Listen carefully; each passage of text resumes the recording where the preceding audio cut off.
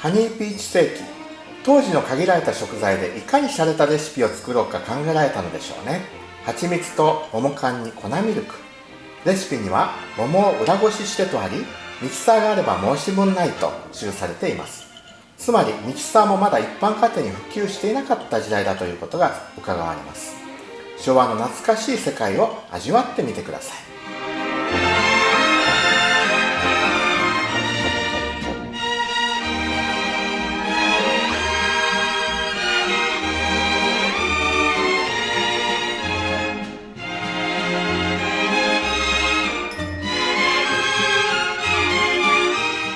はい、今日はクッキングノートのドリンクシリーズハニーピーチセーキを作りたいと思います。材料は桃缶と蜂蜜、スキンミルクとありますけど、こういった粉ミルクで大丈夫ですね。お好みで洋酒も使います。まずミキサーに桃缶の桃を1つ入れます。ミキサーかけます。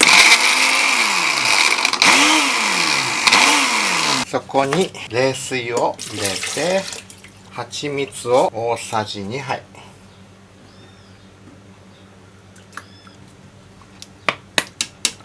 スキンミルク大さじ3杯、これで大体1杯、2杯、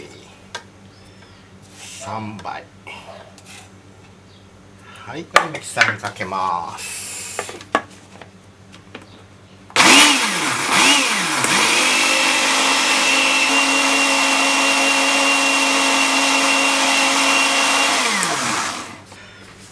はい、氷を入れたコップに流し入れていきます。